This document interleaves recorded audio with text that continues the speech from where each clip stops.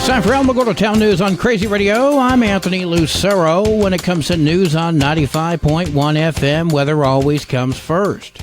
A weather system will slowly move through the Northeast today. It's going to produce widespread heavy to excessive rainfall across parts of the region. The excessive rainfall threat may result in flash urban and small stream flooding, especially for the entire New York City metro area into parts of Connecticut. Heavy rain is also possible in parts of Florida over the weekend.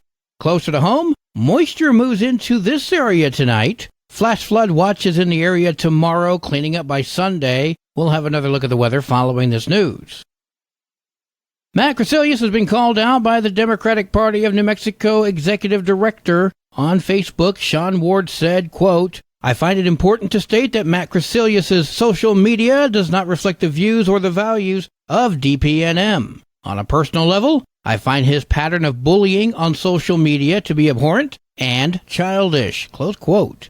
This came after Crecelius continued his attack on Cloudcroft mayoral candidate Richard Welch. In contrast to the video evidence online, Crecelius claims that Welch verbally attacked and physically threatened Brianna Martinez as well as Crecelius himself, multiple times. Crecelius called it a sickening display of toxic, misogynistic bullying, and the only way to start and heal these wounds is if Mr. Welch were to provide a public written apology to both Brianna and Crecelius, outlining how inappropriate and immature his behavior was and how he will seek help for his anger issues. Close quote.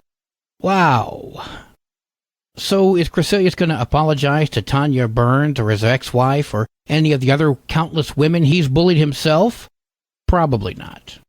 And the fact that Crecelius repeatedly referred to Welch as a liar and now is referring to him as a self-declared bigot is quite concerning, especially the fact that Crecelius never offers up any evidence on his claims. You can read an article on AlamogordoTownNews.com titled "Martinez and Crecelius, the Best Republican Allies in Otero County, New Mexico." It's a great read.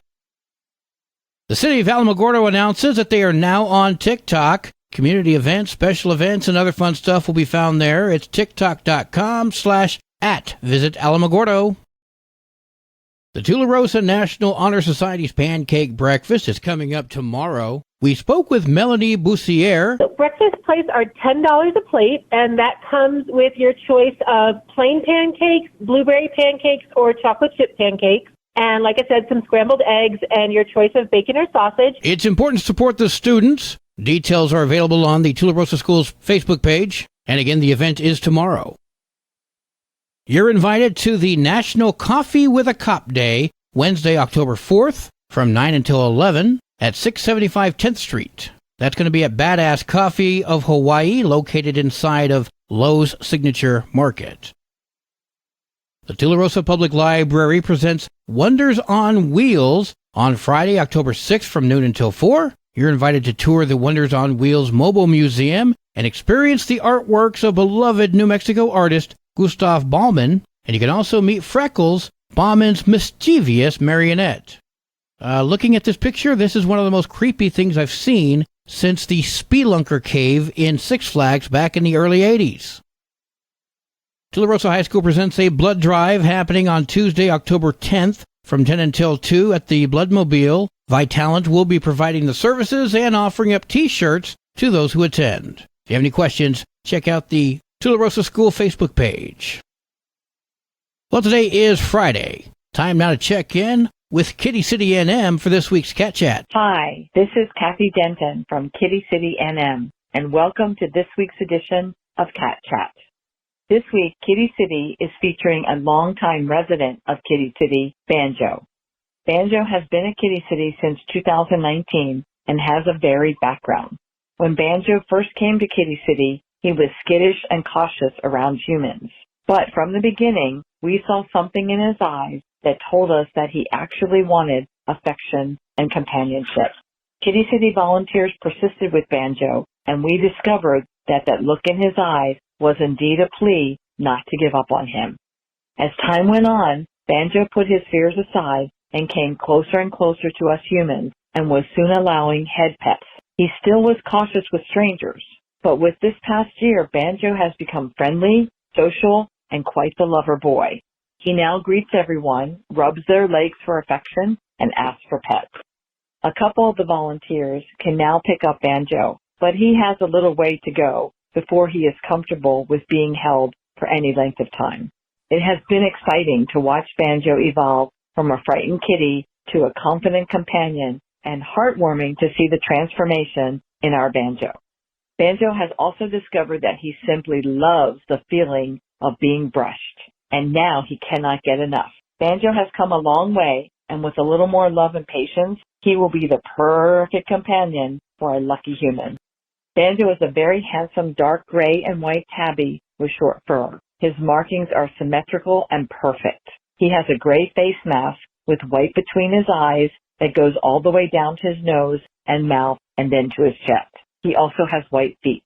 He looks like a tuxedo tabby. Banjo has always gotten along well with any new cat introduced into his area, and he can often be found napping side by side with another kitty during siesta time.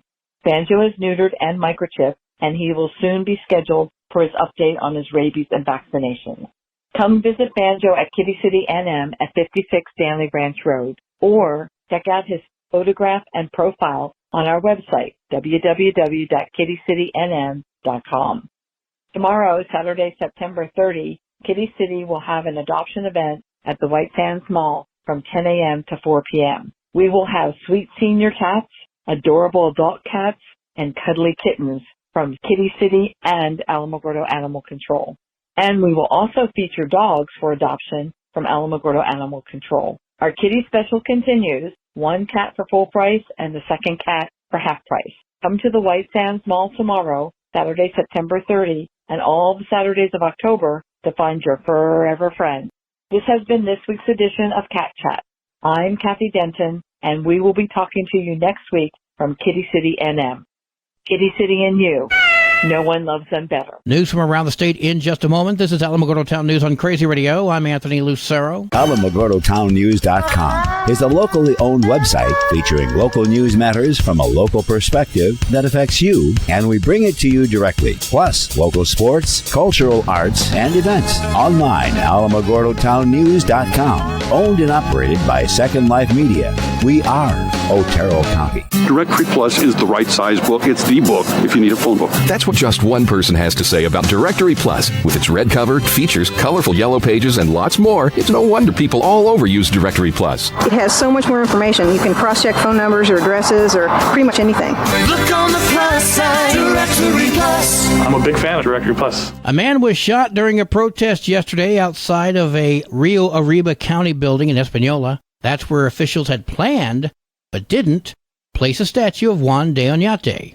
The statue of the conquistador that was removed back in 2020 and put in storage was supposed to be put back on display. However, that was postponed amid protests. But that didn't stop the protesters from showing up. 23-year-old Ryan Martinez was standing in the crowd alongside other counter-protesters. Protesters tried to kick him out of the area right in front of the sheriff's office. He was seen trying to get back into the circle, and the protesters were trying to hold him from coming back in because there were children present. And that's when this took place.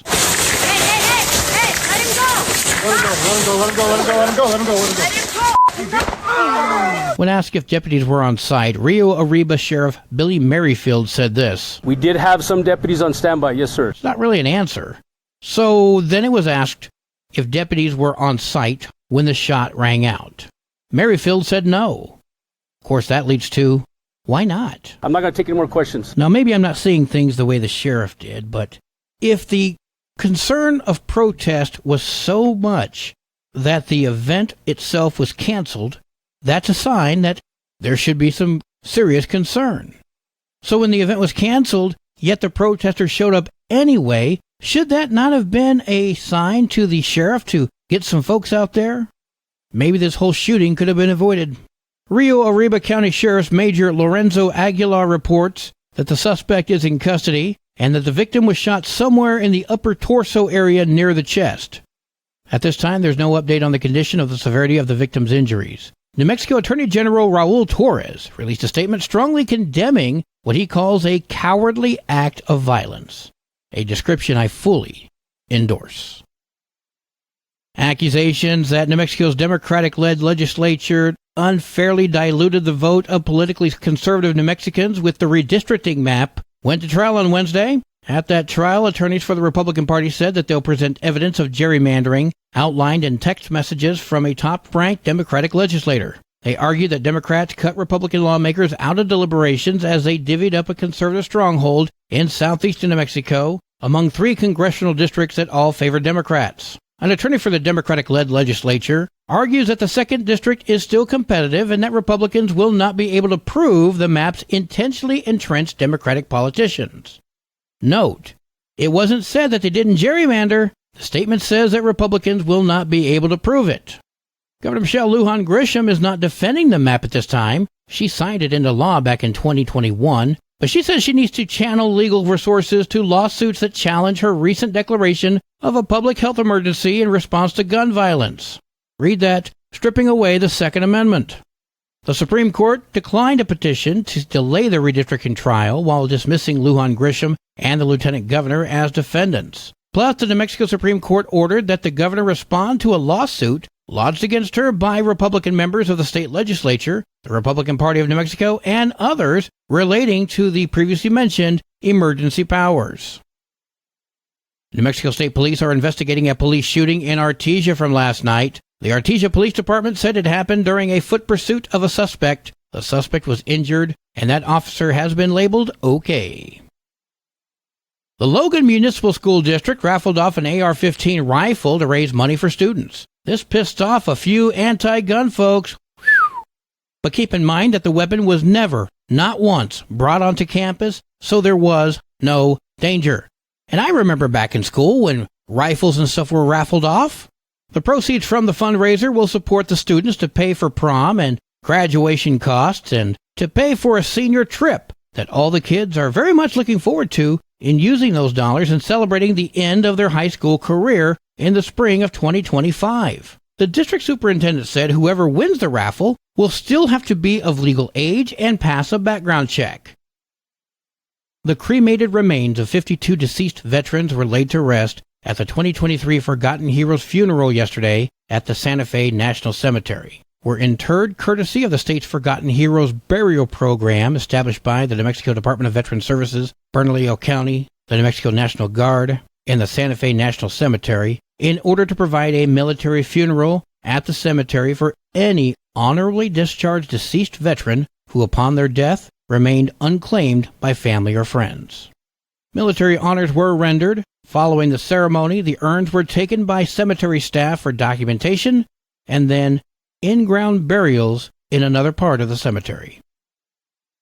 Sports and weather are next. You're listening to Alamogordo Town News on Crazy Radio. I'm Anthony Lucero. They are role models and educators. Their work requires a great deal of time and energy for very little pay.